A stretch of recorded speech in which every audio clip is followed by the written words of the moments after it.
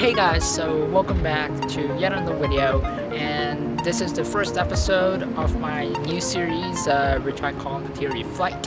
And basically in this series we will be going through the basic things that add together and that account for in a normal flight, okay?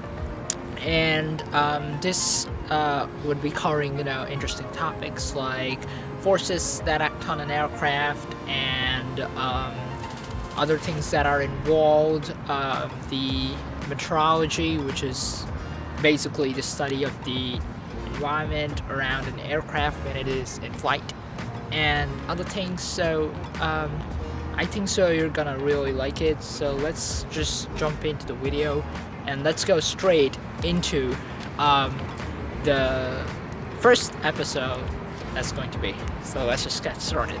Okay, so in this episode I'm going to show you what are the basic forces that act on an airplane, and this pretty much accounts for any type of airplane, commercial aircrafts, military aircrafts. It might be different in different scenarios, but it's actually pretty good. So let's get started with it, and this time I'll be analyzing all the basic forces that act around an aircraft, basically like a commercial aircraft, the one which are we are all familiar with. So we will just go with that for right now. So let's just get started. Okay, so the first force that acts on an aircraft is called lift. Okay, basically lift lifts the airplane up, and basically this lift is created by the atmosphere around the airplane. So basically what I mean is that the aircraft's wings are shaped in such a way that the air that flows over the wing is in low pressure and the air that flies below the wing is in high pressure. And what this means is that the high pressure air is going to lift the low pressure air, and it's going to lift the wing up, and that's what basically lift is. So, you might have seen this in flight, but when you're basically in an airplane and you're going up, the plane is going to be tilted like this. And why is it tilted like this? Well, yes, for takeoff, but also if you look at it from a more scientific perspective, then this angle hits the air in such a way that the air below the wing is going in high pressure and the air above the wing is flowing in low pressure.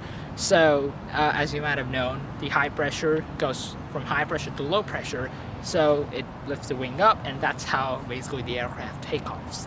And if you know, this structure of a wing is called an airfoil, and airfoil is made in such a way that this lift helps the aircraft take off and also maintain its cruising altitude. So the next force that we're going to talk about is thrust. So what thrust is that it pushes the airplane forward.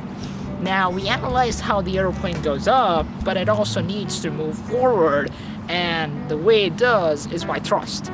And what thrust is, it's basically the energy provided by the engine. Pretty simple. Of course we're reviewing in simple terms, but that's what basically it is. It's the energy provided by the engines which pushes the plane forward. Now you might have wondered how the engines of an aircraft push the airplane forward. Well, the answer to that is that it takes the air into the engine. The engine, grabs the air, or the air naturally flows into the engine. In some types of engine, the air gets compressed and then it is blown out from the back of the engine. So if you have studied Newton's laws, it's kind of like a basic law that everybody knows, and also you should know it's a pretty good law.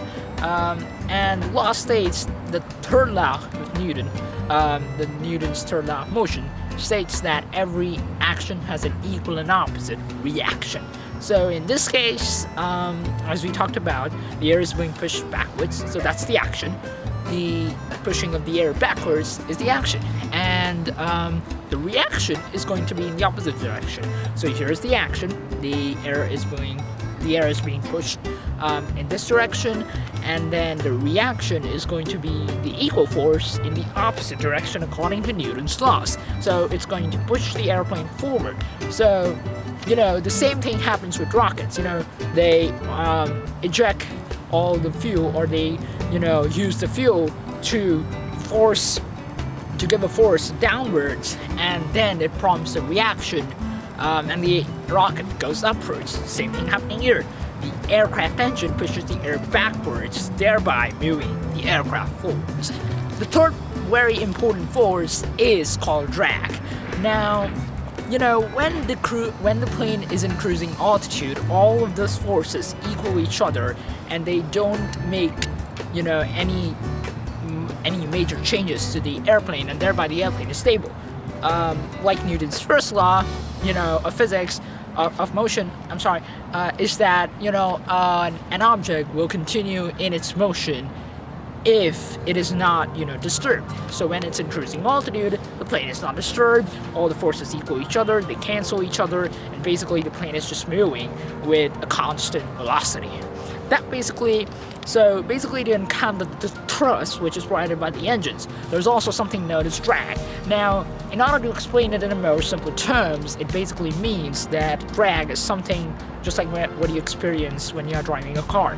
When you drive a car, the engine provides you the energy to move forward, but then also there's friction between the car and the ground, which is basically what drag is when the plane is moving in the air. So if the plane is moving in this direction, then the drag is acting in this direction.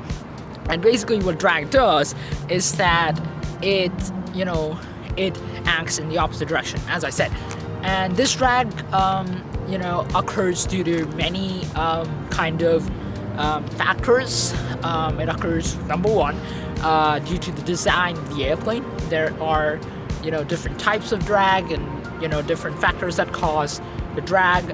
We will analyze that in a different episode, not for now, but this is just, so that you can understand the basic forces that play a significant role in the flight of an aircraft. Just remember, the drag is caused by the surfaces of the plane and other factors which kind of slows the plane down, and thereby is acting in this direction. So if the plane is trying to move in this direction, then the drag is going to come and it's going to slow the aircraft down.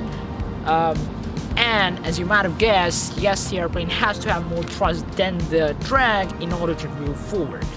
And I think so the last, force is really simple to understand. It's just the force of gravity.